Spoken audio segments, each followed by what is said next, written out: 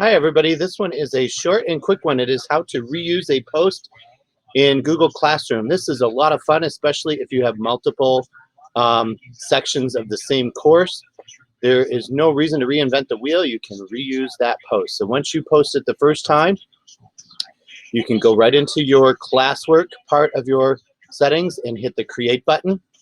And instead of assignment or quiz, you're going to come down here to the reuse the post button. And that is going to pop open all of your Google Classrooms that are available that have assignments posted in them. So you can scroll through, and I do this all the time in computer literacy.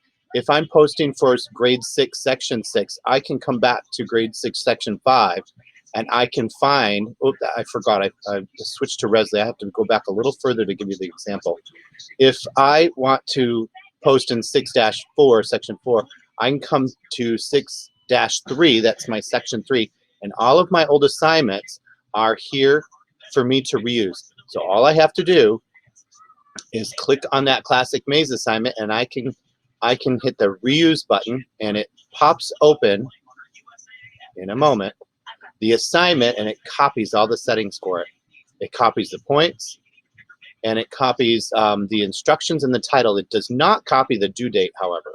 So those are left to be new, and it does throw it in the classroom that you were in at the beginning. So all you have to do is change those few settings and change your due date.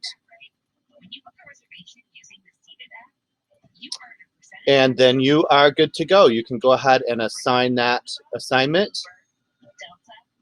And it is as easy as that. It shows all your links. It shows everything. And now I have 4 people assigned that assignment.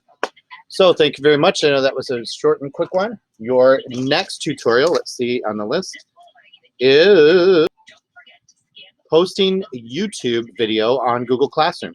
So I can't wait to see you, and I'll talk to you later. Bye-bye.